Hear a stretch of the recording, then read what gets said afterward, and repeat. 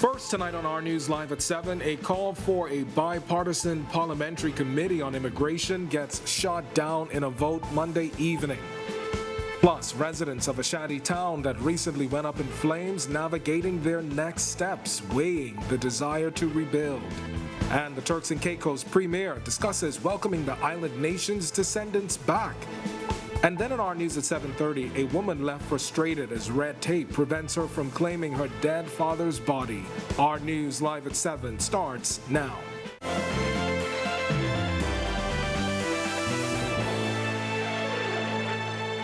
Welcome to Our News Live at 7. Thanks for joining us tonight. I'm Kendino Knowles. We begin with a failed push for a select committee on immigration in Parliament last evening. This as the country continues to face challenges. The Prime Minister telling parliamentarians it's time for action, not select committees. Berthany McDermott has the details. The official opposition's quest to form a select committee on immigration was overwhelmingly shot down after parliamentarians voted against the move. Before the vote, Prime Minister Philip Davis says now is the time for action. On our side, we are sufficiently satisfied that the appointment of a select committee to look into these matters again continues to kick the can down the road and would not bring the results that we think that we can do by what we have been doing, as we have demonstrated. The results of the vote showed 22 nays, 5 yeas, and 10 MPs, including Prime Minister Philip Davis and former Prime Minister Dr. Hubert Minnis, were absent. The Prime Minister suggesting the formation of a select committee wouldn't be the best use of parliamentary time. It is an unnecessary tool to engage in at this time. It'll only distract members of my team from the parliamentary business that we are engaged in at this time. While multiple government ministers spoke on the years-long issue, none clearly stated their position on if they supported the motion. That's until Immigration Minister Keith Bell had his say. He shared a similar sentiment to the Prime Minister that it's time to act. No more time for complacency or select committees. It is time for action. The debate followed a national address by the Prime Minister where he outlined the country's position on immigration. The Prime Minister also calling for collaboration to find solutions. Our government is committed to taking action, and we will not be slowed down by those who seek to politicize this issue. Our priority is the safety and well-being of our citizens. Reporting for Our News, I'm Berthany McDermott. Meanwhile, residents in a shanty town located in the Tall Pines constituency say they are still picking up the pieces of what's left of their homes following a fire that destroyed some 20 homes about 2 weeks ago.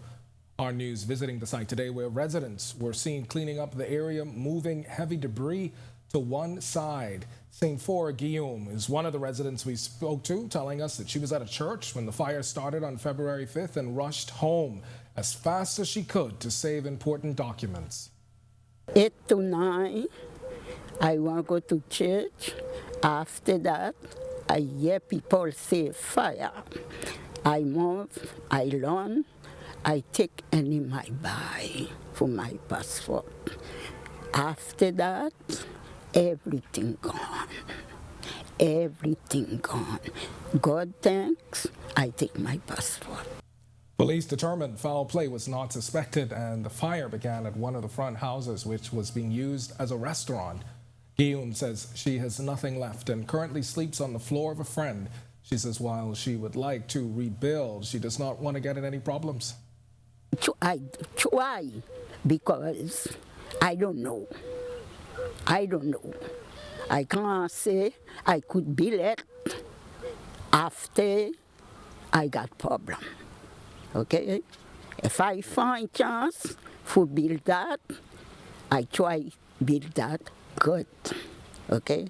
I don't want to close people. All right, more on her story available now at ournews.bs. A 42-year-old American tourist accused of killing her passenger in an ATV accident has been granted $18,000 cash bail. Carol Garcia of Miami, Florida, faced a charge of vehicular manslaughter when she appeared before Chief Magistrate Joyanne Ferguson Pratt. Prosecutors say Garcia drove the ATV in a manner dangerous to the public at Arawaki on February 18th and caused the death of Wilbur Jorge. Garcia and the deceased were both visiting the country on a cruise when the accident happened. Garcia, who had bruises on her forehead and nose, was not required to enter a plea to the charge. She's expected back in court on May 24th for a voluntary bill of indictment. That will fast-track the case to the Supreme Court for trial. The magistrate did allow her to speak to her relatives before she was taken to a cell to wait for her bail to be posted. She broke down in tears as they comforted her. This, as a 25-year-old man, is in police custody tonight after being found in possession of a quantity of suspected marijuana just after 4 p.m. yesterday. Officers from Operation Ceasefire say they found the man on the inside of an abandoned home in Yellow Elder Gardens. Police say they approached him and he tried to run but was caught and searched. Police say they seized 3 ounces of marijuana worth an estimated $300. Investigations into that are continuing. And over 25 people are still quarantined in Exuma, with 14 of those people still testing positive for COVID. It all started last week when cases of coronavirus were spotted among high school students at Ellen Coakley High School. Health Minister Dr. Michael Darville sharing more with us as a team from his ministry went to the island last week. As far as Exuma is concerned, we have a total of 14 cases. Like I said, 2 at the schools and the balance is in the community. We have about 26 to 30 people in quarantine, and it's going on a downward trend. The cases are stable, and we're noticing a downward trend simply because our surveillance unit has now put in place all of the necessary quarantine protocols, and they're being monitored properly. Over 25 people are still quarantined in Exuma. Now, what we also know is that it all started, as we said, last week, as those cases continued in schools, including Ellen Coakley. Now, if you want to read more about this, you can visit ournews.bs. All right, that's going to do it for us for this segment, but don't go away. We've got much more in a moment, but for now, meteorologist Greg Thompson is standing by in the Weather Center. We've got your latest look at temperatures, and Greg, I know that this past week, I've seen up and down with the temperatures, hot in the morning, cold in the evening. Are we expecting to see that throughout the rest of the week? That depends on what you call cold. Yeah. We do have a high pressure ridge across us that's basically keeping us very dry. So we have the lack of clouds during the daytime, and that's causing us the heat. And then we have the lack of clouds at night, light winds, and that's keeping temperatures kind of comfortable, but a little on the cool side. We'll tell you more about that a little later. 76 degrees outside our studios, though right now under mostly clear skies, and those temperatures will take a dip. South-southwest winds at 6 miles per hour. Your field slight temperature very comfortable, 75. Temperatures around the islands tonight right now it's 77 in Freeport, 76 over in Marsh Harbor, Abaco. Alice Bimini, 78, 77 in Great Harbor Key, 74 in Nicholstown, Andros. Over in Governor's Harbor, you guys are at 76. Central Bahamas, 77 in Kemps Bay, 75 Arthurstown, Cat Island. Pair of 78s in Georgetown and in Deadman's Key. Cobo Towns in Salvador, 76. And into the deep south, temperatures are also in the mid-upper 70s there, with 79 in Duncantown, Ragged Island, 77 in Colonel Hill, Cricket Island, and in Abrams Bay. Delectable Bay, 78.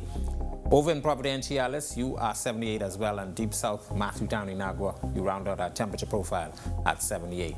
Satellite view, ridge of high pressure dominating us. Don't mind these clouds. These are high-level clouds well up there in the upper atmosphere. But a big dome of high pressure is dominating our weather, and that's going to continue to keep us rather dry, cloud-free, and rain-free.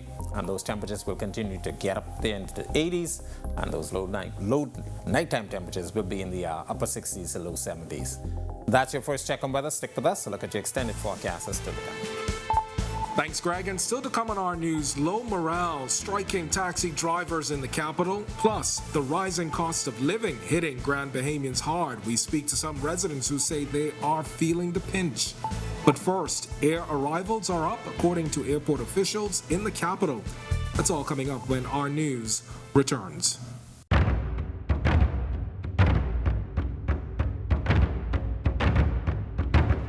It's time now to meet the starters.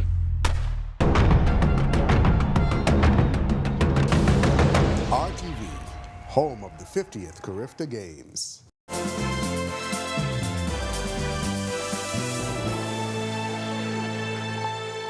Signs of the tourism bounce back continue to be evident throughout the country, and with the majority of passengers arriving by air, arrivals at Lynden Pinley International Airport increased significantly during the past holiday season compared to that of 2021. Vice President of Operations at Nassau Airport Development Company, Jonathan Hanna, says the airport's performance has been strong.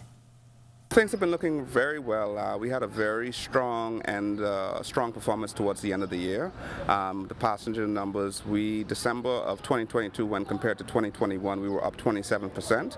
And so we're certainly moving in the right direction. We continue to see large groups of businesses return to our shore, which augurs well for our tourism numbers. And so we're certainly moving in the right direction.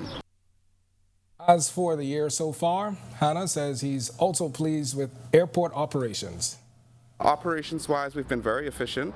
We're getting flights in and out on time, getting passengers through the airport very quickly, and it's a testament to the hard work by our various airport, governmental and airport partners. And so we continue to work hand in hand, day in and day out, and things have been moving very well. All right, we are learning tonight that taxi drivers are hesitant to hold a peaceful protest amid what's being described as low morale among taxi drivers. The taxi cab union has been pushing for a rate increase and for a resolve to what they are describing as an oversaturation of taxi plates. But Bahamas Taxi Cab Union President Wesley Ferguson says drivers feel there isn't much room to respond. We are not even in the position to even have a peaceful protest because we are afraid of reprisal from the some kind of retaliation either by the government or the Royal Bahamas Police Force. So then we are just basically sitting ducks, and we are at the mercy of the heavy-handedness of this government and the minister. So wherever the tree fall, let it lay. Ferguson reiterated that all attempts to reach out to the minister were unsuccessful. Just one day after Transport Minister Kobe Davis was unable to say how many taxi cab plates were distributed, the union president says this is a first for the industry. This is the first time in the history of the Bahamas Taxi Cab Union we cannot give you a comprehensive report or an analogy on how many taxis are operating here in Nassau. This is the first time. So obviously the minister has taken on the persona of being the competent authority of the taxi industry. The taxi industry is in an all-time low. Morale is low. Information is low. It is a scary situation out there to be a taxi driver, and there is a lot of improprieties. This segment of the news is brought to you by H.G. Christie in Grand Bahama, celebrating over 100 years of service in the Bahamas. Equinor South Riding Point in East Grand Bahama has been officially sold to the Estonian Leewithon Group. The oil storage facility and transshipment terminal has been renamed Leewithon BOS LC. Leewithon also owns one of the largest independent oil products terminal operator in the Baltic region. In a statement, Equinor officials revealed that since their acquisition of Equinor in 2009, the flow in the oil market in North America has changed significantly. As a result, the company is saying it believes a new owner would be better positioned for the further development of the terminal. Our News understands that all 30 workers are now employed under the Leewithon Group. You may remember last month there were some concerns about their jobs. No financial details were provided. However, the new owners revealed the terminal will have a phased launch in 2023 as part of a $100 million relaunch. This is a story that we are certainly continuing to follow. Meanwhile, the rising cost of living not letting up for Grand Bahama residents who say making ends meet is becoming much more difficult. Our news team spoke to Grand Bahama residents about its impact. Chivalry Roll telling us she's feeling the pinch. It's really affecting me. The cost of living is high. Sometimes you don't even have $1 to buy anything. I mean, what they're charging us, you go in the food store, sometimes you have to leave things behind. I went there the other day, man, my bill was outrageous. It was outrageous. It's very high, and I don't see how we can make it with this, with the cost of living, and it's really hurting a lot of people. We got to, it's a smart way to save money nowadays too, and everything going high up, so things only getting worse and harder, so. All right. right, Grand Bahama residents had much more to say on the topic. Be sure and stay tuned to our news at 7:30. But we've got more from the Premier of Turks and Caicos Islands, Charles Missick. He was on Grand Bahama over the weekend and welcomed those of Turks heritage to return home if they wish. The Premier says there are over 400 vacancies in the public service alone. Here's Megan Shepard. The Premier of Turks and Caicos, Charles Missick, on Grand Bahama over the weekend, welcoming those of Turks heritage to return home if they wish. The Premier says there are over 400 vacancies in the public service alone. Turks and Caicos Islands is a country that is growing, probably the fastest small economy certainly in the region. And so we've got literally over $1 billion worth of new investment in the pipeline. Now, a new office is set to be established on Grand Bahama later this year, following budget approvals by the Turks and Caicos government. Missick explains how that office will assist descendants. You might have left bank accounts, you might have left property, you might have left, some of you may not even have a birth certificate.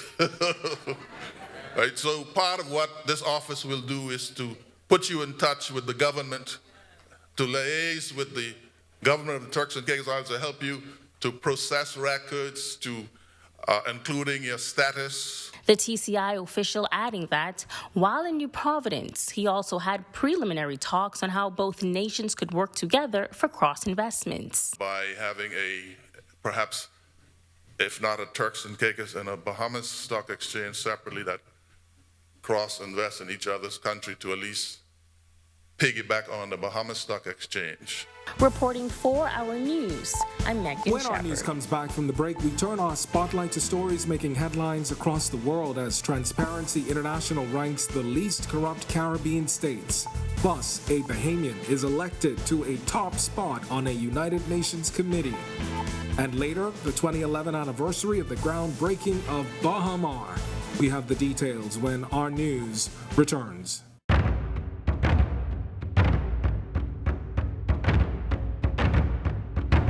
It's time now to meet the starters.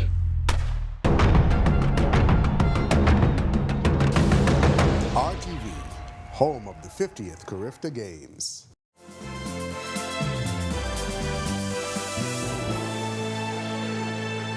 This is Our News. Welcome back. We turn our attention now to stories making headlines across the world.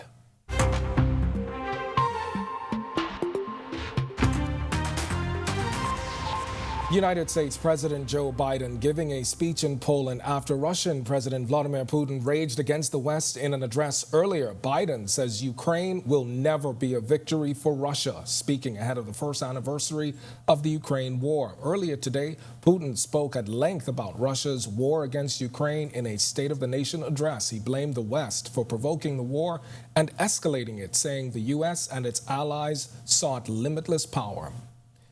Rescuers are once again searching for people trapped under rubble in Turkey after another earthquake hit the country, killing at least 6 people. A 6.4 magnitude tremor struck near the border with Syria, where massive quakes devastated both countries on February 6th. Turkey's Disaster and Emergency Agency says buildings weakened by those tremors collapsed in both countries on Monday. The earlier quakes killed 44,000 people in Turkey and Syria, with tens of thousands more left homeless. Nigeria's Inspector General of Police, Usman Baba, says they will deploy more than 400,000 security personnel ahead of the presidential election next week, amid fears that Islamic extremists or secessionists could try to disrupt the vote. Baba says the security forces also will be on hand in case of violent protests. The West African nation is set to elect a new president as it is confronted by a myriad of security problems, including an Islamic extremist insurgency linked to the Islamic State group in the northeast, armed rebels in the northwest, and secessionists in the southeast. The number of people killed in landslides which hit coastal towns in Brazil's Sao Paulo state over the weekend has risen to 44. More than 40 others are still missing. Locals have joined forces with rescue workers to search the mud for survivors. More than 750 people lost their homes as torrents of earth and rock came loose from hillsides after a record amount of rainfall in the coastal area east of Sao Paulo. Meteorologists said more than 26 inches of rain came down in the space of only 24 hours. And finally, Barbados topping the Transparency International list of least corrupt Caribbean states with 65 points on a 100-point scale. The ranking puts Barbados as 29th of the 180 countries listed. Transparency International found that 30%, or 37% that is, of people surveyed in Barbados thought corruption increased in the previous 12 months, while 9% of public service users paid a bribe. The second least corrupt Caribbean country was the Bahamas, with a score of 64 and an overall place of 30. Haiti was the lowest ranked Caribbean state with a score of 17 and an overall rank of 171, which is shared with 4 other countries, including North Korea. Bahamian advocate Marian Bethel has taken up a new post. The attorney and human rights expert has been elected to vice chairperson and rapporteur of the United Nations Human Rights Committee on Women and Girls' Rights. Our Jasmine Brown spoke to Bethel, who is currently in Switzerland, about her new role. The new role is one which is a real honor for me and a privilege, of course. I take nothing for granted. Human rights expert Marian Bethel has added another title to her already expansive career. During the 84th session of the United Nations Committee on the Elimination of All Forms of Discrimination Against Women, or CEDAW Committee, she was elected to the position of vice chairperson and rapporteur. Bethel has been working with CEDAW since June 2016, when she became the first Bahamian to be elected to a UN Human Rights Treaty body. As for her newest post, she was elected on February 6 in Geneva, Switzerland.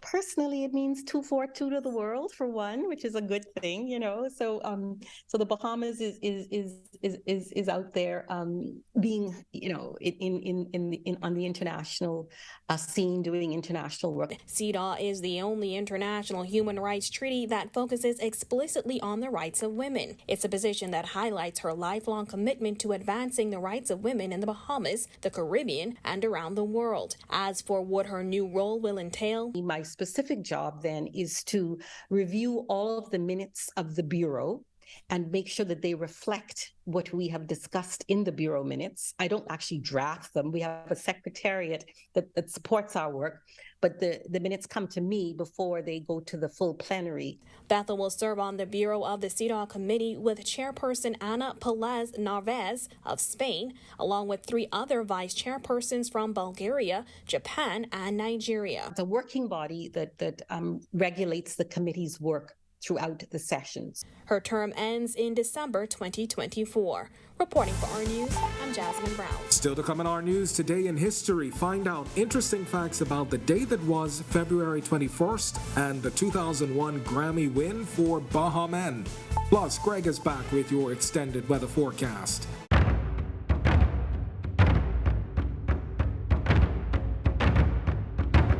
It's time now to meet the starters.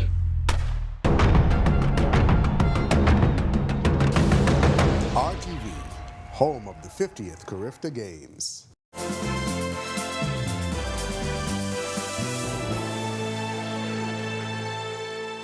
Welcome back to Our News. It's time now to turn our spotlight on events that shaped the day that was February 21st. Take a look.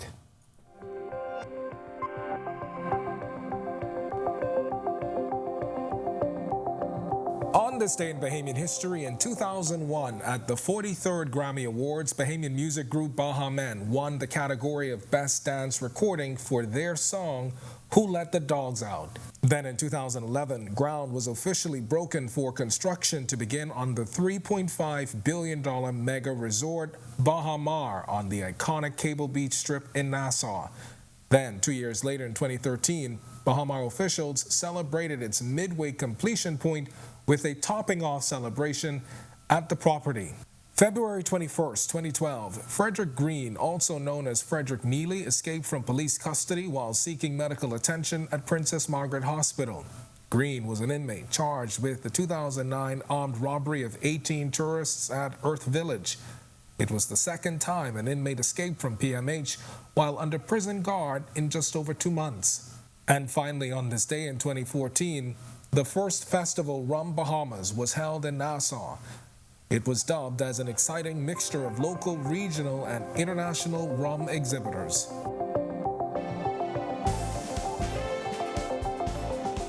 All right, and just another note on the Grammy-winning Bahama. They performed their song Who Let the Dogs Out at Kids Day at the NFL Experience theme park in Tampa in 2001, and they also claimed the Nickelodeon Kids' Choice Award for the song that same year. If you want to watch that historical recap again and for all of today's top stories, you can visit ournews.bs. That's going to do it for us in News at 7. Joining us now is our Jamila Mizik, who's in for Italia Hall with the latest headlines. Jamila? Thanks, Ken. We are still following the story of a woman venting over red tape to claim her father's body and why the health minister is saying no need to panic over respiratory illnesses. New tonight on Our News live at 7:30, a woman left frustrated as dispute over job from claiming her dead father's body. And no need to panic, why the health minister says there is no proof of an uptick in respiratory illnesses. Plus, we'll tell you just how much government expects to spend on stadium renovations as we count down the days to the CARICOM Games. And what's the status of the investigation into the January death of Kenise Darville? The health minister updates the media.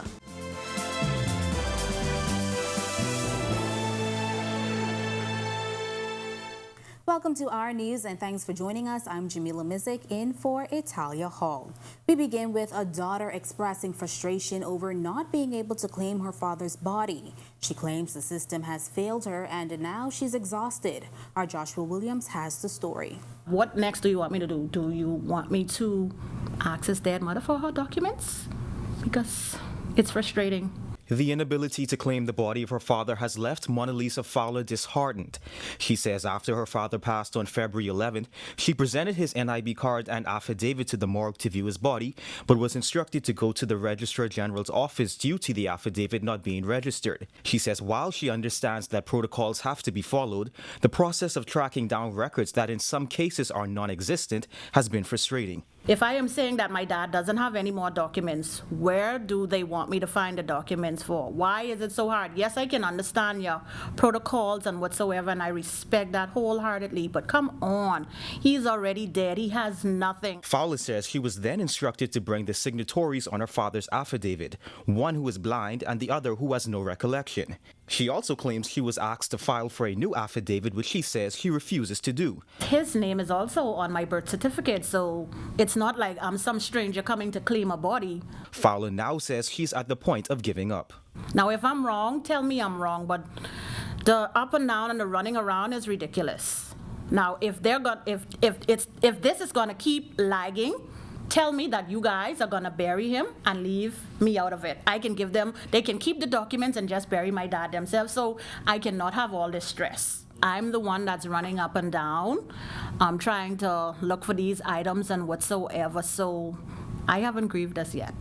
We reached out to the Registrar General's office for comment, but our calls were not answered up to news time. Reporting for Our News, I'm Joshua Williams. Police are searching for two men they believe are responsible for a bank robbery. Our News understands that the bank is First Caribbean, located in the JFK Plaza. Police say it was just before 3 p.m. when two men, one of whom was allegedly armed with a firearm, entered and robbed the bank of an undisclosed amount of debit cards and transaction receipts. The suspects then left in a silver-colored Japanese vehicle. If anyone can assist police with this matter, they can call the Criminal Investigation Department at 502-9991 or Crime Stoppers at 328-TIPS.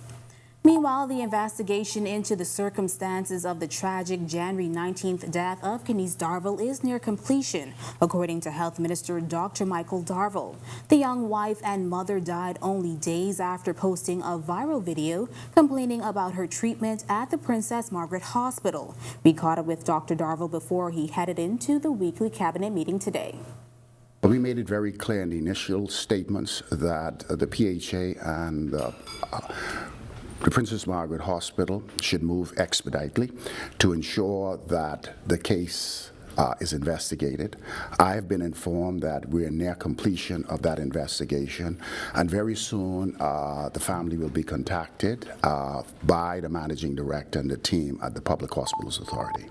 The F&M chairman circulated a voice note sounding the alarm on an unchecked uptick in respiratory illnesses in the country yesterday. And today, the Health and Wellness Minister is firing back. Marlena Leonard has the story. Minister of Health and Wellness Dr. Michael Darville is criticizing a viral voice recording made by former health minister and now chairman of the Free National Movement, Dr. Dwayne Sands. In the voice note, Sands alleges there's a huge uptick in respiratory illnesses going unacknowledged in the country. So many children have been impacted that emergency rooms, clinics, and doctors' offices have been inundated with children with severe respiratory and gastrointestinal complaints. A number of children have required hospitalization, some in the ICU. And sadly, you've heard nothing about this from your government. Dr. Darville says, according to statistics from his ministry, there's nothing to panic about. At this particular time of the year, we do see spikes of upper respiratory tract infections and some indications of gastrointestinal. Most of them are viral. It happens every year. Our responsibility is to monitor the numbers, and the information that's coming to our surveillance unit at the Department of Public Health indicate that it's below the normal value at this time of year. In the voice note, Sands said some cold and flu medications, as well as emergency asthma inhalers like Ventolin, are dwindling, if not out of stock, in areas across the country. These voice notes to create concern and panic, I don't think it's appropriate. If Dr. Sands has something or some information that he knows about that our ministry is unaware of, he needs to bring it to my attention rather than create panic in the community. Reporting for Our News, I'm Marlena Leonard. And speaking of healthcare, we are learning about an upcoming health research conference slated for the end of April. We'll tell you all about it in a moment, but for now, temperatures are beginning to cool off this evening. Meteorologist Greg Thompson has the latest from the Weather Center. Good evening, Greg. Yeah, thanks, Jamil, and welcome everybody for a quick check on weather. It's pretty nice. Temperatures took a bit of a dip over the last, 30 minutes?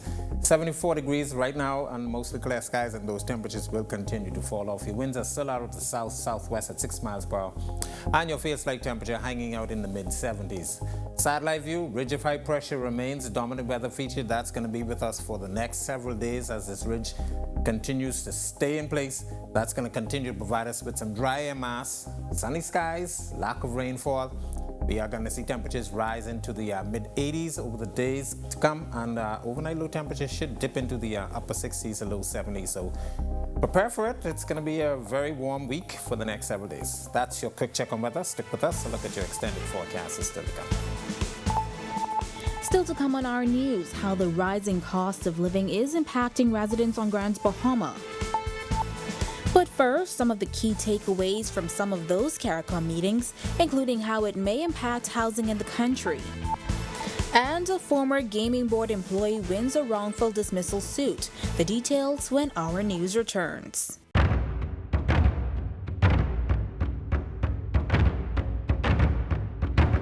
It's time now to meet the starters.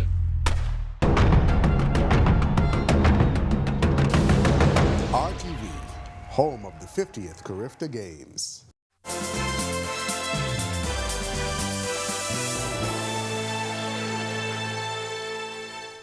Former secretary to the gaming board who was fired in 2017 has won a wrongful dismissal suit. Chief Justice Sir Ian Winder ruled that Verdant Scott was wrongfully dismissed and not adequately compensated. Winder has ordered the gaming board to pay just over $42,000 in vacation leave. Scott was placed on administrative leave with pay on September 13, 2017. He was dismissed on November 29th of the same year. Scott's lawyer, Akiri Francis, argued that the gaming board did not properly compensate him for the vacation that he had accumulated. Winder found that the gaming board's failure to properly compensate Scott constituted wrongful dismissal according to the Employment Act. Winder also ordered the gaming board to pay Scott's legal cost. In other news, there were many meetings held outside of the plenary sessions for the 44th regular meeting of CARICOM heads of government last week. One of those meetings involved housing ministers sharing ideas on expanding housing communities across the region. Housing Minister JoBeth Colby Davis shared some of her key takeaways from those meetings. One of them is Maria Brown, who is the Minister of Housing in Antigua and Barbuda, and we've been sharing ideas. So I'm trying to get a little bit more understanding of how other countries have been expanding their housing portfolios to assist greater communities, larger communities. As for expanding the current housing opportunities in New Providence and throughout the Family Islands, the housing minister had this to say. We haven't really thought about the apartment complex to expand beyond what already presently exists in New Providence. There are a lot of discussions that are happening now with me and other ministers of housing across the Caribbean. I can't say exactly what will happen in terms of expanding our reach. The rising cost of living not letting up for Grand Bahama residents who say making ends meet is becoming much more difficult. Sometimes you don't even have $1 to buy anything. I mean, and what they are charging us, you go in the food store, sometimes you have to leave things behind. But she says groceries aren't the only thing that cost a lot. She also points out electricity bills have skyrocketed. I went there the other day, man, my bill was outrageous. It was outrageous. It's very high, and I don't see how we can make it. Elise Hicks says comparing prices is her savings tactic. You might ride down and go to another store and they might have a bottle of cooking oil for $7. And then you just got to check out the areas where you could get it for less. Meanwhile, Valrico San says he has to shop on a budget. You got to. It's a smart way to save money nowadays too. And everything going high up, so things only getting worse and harder, so pray it get better, you know. And resident Elizabeth Robinson minced no words describing the cost of living coupled with Grand Bahama's economy. I go bake something for the church for the night, a function, and I have to go down the list like this and pick out what not to put in the cake or what I should use or substitute. It's bad. And plus, when you're not working, I'm a straw vendor. Who I can sell straw to? Who I can sell invisible tourists? She says it's also affecting her diet. It's hard to eat healthy, to even live a healthy life in general. You got your bills to pay, because if you don't want to power off, you want to see that lock on your meter, you got to pay that. And you got to pay that piece. Everything is piece now. We do a piece living, piece eating, piece, and the money ain't going out. It's now time for tonight's Financial Market Minute, brought to you by RF, your local investment bank.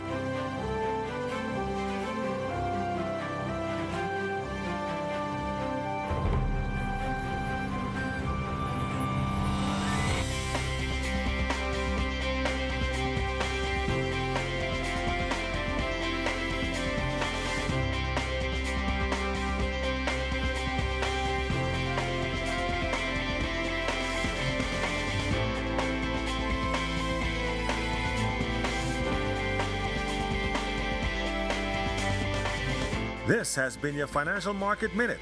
To explore the best performing mutual funds in the Bahamas, visit our website at www.rfgroup.com. When our news comes back from the break, the Bahamas is set to host a regional public health conference, what it means for local healthcare professionals.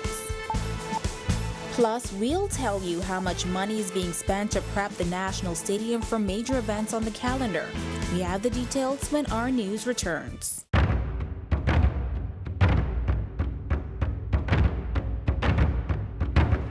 It's time now to meet the starters.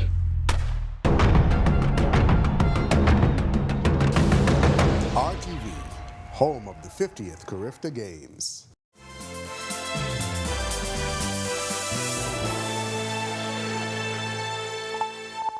This is our news. Welcome back.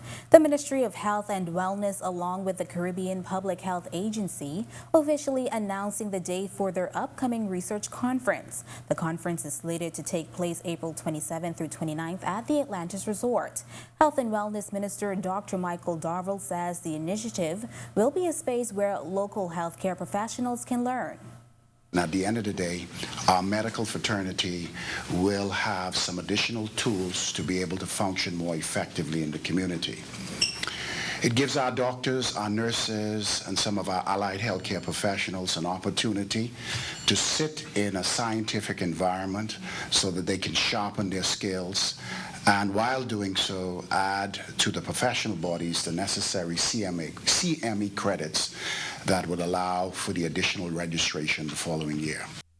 ARFA Executive Director Dr. Joyce St. John says the conference is expected to draw international researchers along with regional ministers of health and chief medical officers. As for what will be discussed, she says that will include tourism and health, child health, infectious diseases, and much more.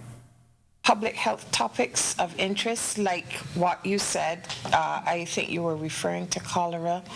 Anything that is topical that meets the standard, because we have a research advisory committee that is reviewing specific papers. Lorna, I think that we had over 200 submissions this year. 160. So they actually review, they have to be up to a standard, and then once that is complete, we will put them together in groupings. Over $3 million is being spent to upgrade the facilities at the Queen Elizabeth Sports Complex, specifically the tracks at the old and new Thomas A. Robinson stadiums, as well as the surrounding areas. Sports Minister Mario Bolek confirming the scope of work heading into the weekly cabinet meeting. The upgrades come as the country is getting set to host the 50th Carifta Games during the Easter weekend. The tracks itself will cost us about $800,000, both tracks, and the repairs that's being done to the tracks them itself. And like I said, I know the contract agreement for the physical structure is some $2.8 million that is being spent right now. And the sports minister says both tracks, the one in the old and new stadiums, are set to be upgraded not just for Carifta, but also for the World Relays, which the country will host next year. The track itself, we also in the meantime are also repairing the old and the new track surface itself. The old track surface should be completed by the end of this month, and we expect the new track, which is getting some minor repairs, which we intend to replace for the World Relays in 2024. So with that being said, the new track, the old track will be completed first so that we can have some events on the old track while the new track and with the physical structure being repaired at the same time. The Mingos men's basketball team back home from their 3-game set in Florida. Meanwhile, Division II play continues in local night league basketball. Here's Marcellus Hall. All right, thanks, Jamila. Welcome to Our Sports, everybody. I'm Marcellus Hall. The UB Mingos took their talents to South Florida this past weekend, where they played a 2-game set in a local tournament there. Team did not get a win, but they did take away some serious benefits. Let's take a look. University of the Bahamas Mingos men's basketball team wrapping up a 3-game tour of South Florida over the weekend. They dropped to Florida Palms 77-71, perhaps their closest margin. Then to Atlantis University 93-61 and Fort Lauderdale University 101-45. Mingos playing in that Skinner Classic tournament hosted by Fort Lauderdale University. Assistant head coach LeVar Johnson saying despite the losses, the team picked up valuable experience that helps to build the developing team moving forward. The willingness to fight. When the teams then pressure us right straight through for the whole 40 minutes, and they are bigger and some of them are stronger. But what we saw is this team that don't give up. They didn't give up. They continue to play, continue to try to execute everything we asked them to do. And this is how it is at a young team. And we can see some games like this whereby they down and they got to keep on fighting and keep on clawing. But this is how we build, and this is how we grow. And so you can see a lot more better from them going on in the future. Shifting our attention now to local basketball. New Providence Basketball Association Division II play last night. The Central Store Giants taking on the Rebels. And let's just say this thing got out of hand early. After the first quarter, Rebels within 10, but that would be as close as they would get. The Giants stretching lead out to, at one point, as many as 50 points. They go on to win 99-58. That ends up being the final score. League play is expected to continue. That'll be on Friday night when they reopen the AF Valley Gym for more action there. And there it is, your check on sports for you here on this Tuesday. I'm Marcellus Hall. Back to you, Jamila. Still ahead on Our News tonight, local churches begin preparation for the most holy season on the Christian calendar. And your extended weather forecast is still to come when Our News returns.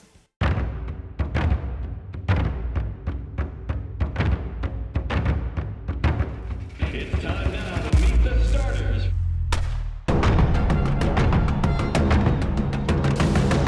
RTV, home of the 50th Carifta Games.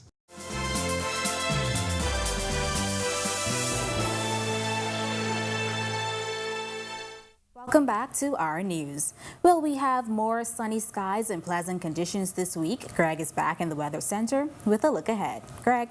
Thanks again, Jamila, and welcome back everybody for our final look at weather. Yeah, we are going to have some sunny conditions, dry, warm, mostly rain-free as the ridge of high pressure continues to dominate our weather. That's going to continue to keep us very dry, allowing temperatures to warm up into the mid to upper 80s, possibly by the end of the week. Nighttime temperatures, with the lack of clouds and the dry air mass in place and the light winds, we expect the temperatures to fall off into the 60s, upper 60s to low 70s, and that will be the trend before we see any kind of weather getting into our neighborhood for over the next several days. Forecast map showing just a few spotty showers, mainly out there in the open Atlantic by tomorrow evening, and then Thursday we watch a little bit of a moisture coming in from the Gulf of Mexico, but once again that will be mostly high clouds moving into our area. If you plan on doing any boating for the week, northwest and central Bahamas, pretty nice. East to southeast winds 10 to 15 knot seas running 2 to 4 feet over the ocean. Those winds will fall light and variable at times, mainly across the northwest Bahamas. Your high tide will be at 8:51 tonight. For the southeast Bahamas, a caution flag in place for you guys down there. East to southeast winds at 15 to 20 knots. Your seas will be running 4 to 6 feet over open waters. Here's a look now at your national forecast.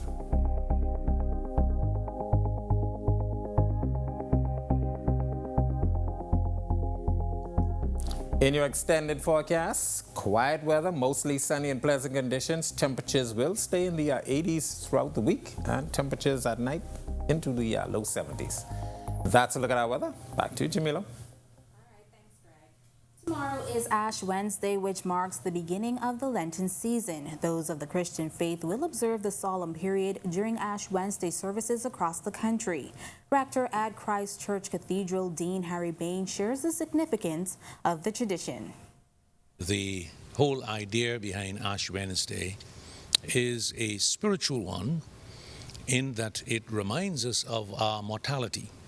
It reminds us Christians that from dust we came and to dust we shall return. And it is the beginning of the preparation for the celebration of Easter. Now the Lenten season is observed for 40 days and leads up to Holy Week. Lent is a time, the purpose of it is really to renew, reinvigorate, reignite, deepen one's spiritual life. And the Lenten period is set aside as that specific period for that purpose. Thank you for joining us for our news tonight. On behalf of the entire team, I'm Jamila Mizik. We'll see you right back here tomorrow night. Have a beautiful evening, Bahamas.